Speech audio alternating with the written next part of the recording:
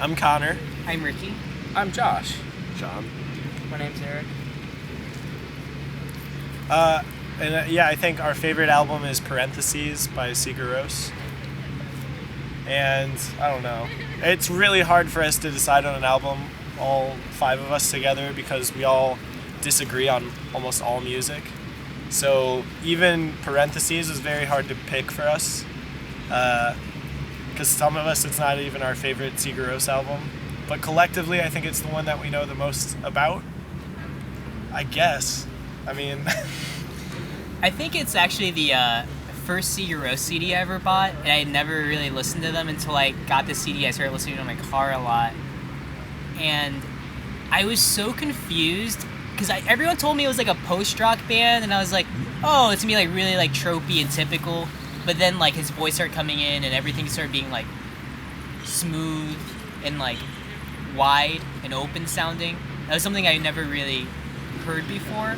And the guitar work is something that's very intricate and delicate, which I also had never really listened to before. Yeah. It was the first post-rock album I ever heard. Eric showed it to me actually when I was like 12, he was 13. And the first time I ever listened to it, he did an interpretive dance to one of the songs. So now every time I listen to it, I just think of him flailing his limbs around and dancing to the track 8 on the album. There's something really interesting about that band as a whole, but I think it kind of culminates the most in that record. Just in regards to the fact that he's not actually using a real language when he sings, it's completely fictional. Because I think a lot of times if you listen to like a foreign band, even if you can't understand what they're saying, in the back of your head you're wondering it, and you might even translate it. I know I've gone back and translated some records, whereas with Sigur Rós, it's not even in the equation. Like, you're just not going to be able to understand what he's talking about. And once you remove that from the listening experience, I think you're able to hear it for what it is, as opposed to what it means. And I think it just becomes a more visceral listening experience. Yeah. I mean, I think for me personally, it just kind of represented sort of a turning point in what I knew music could be, or how it basically just what it could become, I guess. And because at the time I was listening to like a lot of like I basically listened to like Sum 41, or I listened to Jimi Hendrix, and there was like no real in between. And I was very young, and I was introduced to that band, and it really changed what I thought of just how music could sound and the emotions that you can pull from it. Because before that, I think I had been a bit shallow in terms of what I was pulling out of music, and it kind of expanded my mind, and also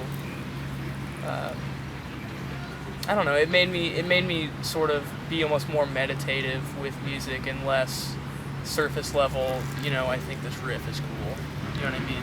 Which was definitely very important in my growth, as a musician.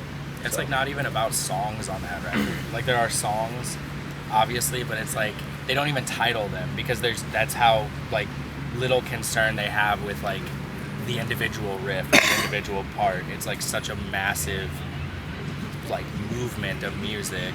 It's from the entire experience of the album. I remember the first time I saw that. The first time I heard that record was or anything from that record was they made a music video for the first track, which some people call Vodka, and like it's just a bunch of kids wearing gas masks and like playing outside in like the snow of like a nuclear winter.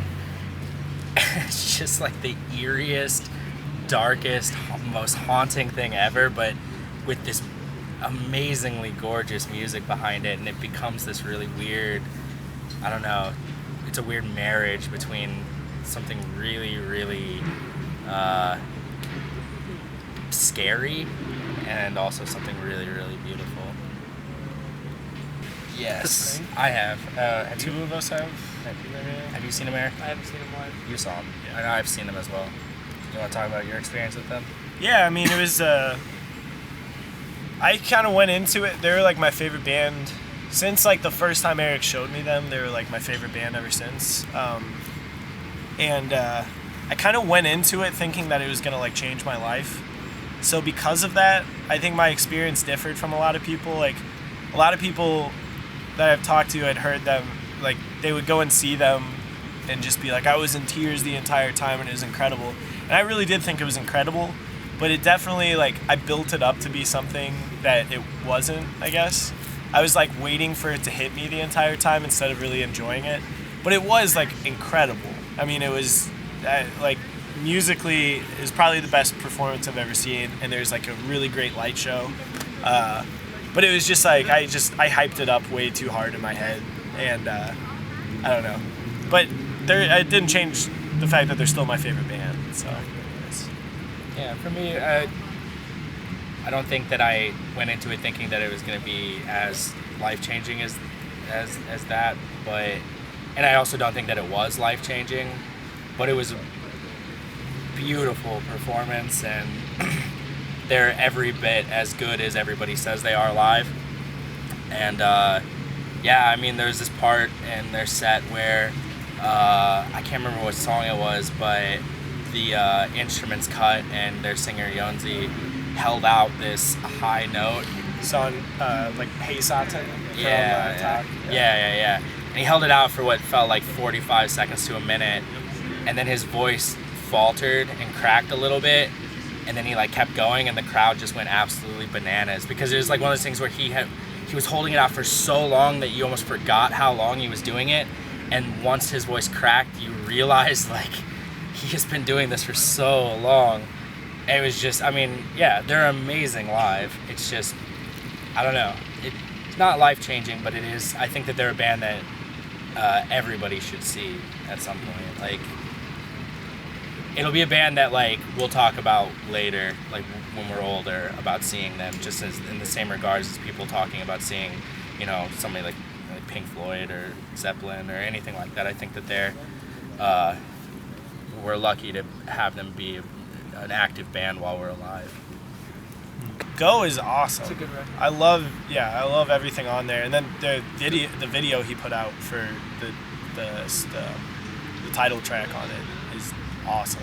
I was super into it that was actually, no, I guess it came out a little bit before I saw them, but yeah, I was so excited about that.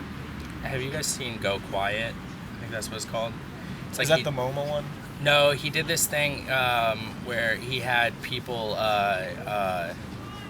had a crew, I guess, come to his house, and he shot him kind of walking around his house, and then he would like pick up an instrument and just play a song from Go, and it was, you know, whether it be like one, he just had like a Casio SK1, and which had his voice sampled on it, and he just sampled his voice and then put a little piece of tape down, and it's just his voice repeating, and he sings over it, or he picks up like a little guitar, or like he plays on his Celeste. But yeah, it's amazing. Like those songs, Quiet and Stripped Down, are, I mean, he's a monster songwriter. Yeah, and his boyfriend is all over that record. He produced my favorite Sigur Rós records for sure. Alex Summers, I think. Yeah, I'm pretty sure. Because they do what, Rice Boy Sleeps together. Yeah, it's the shit.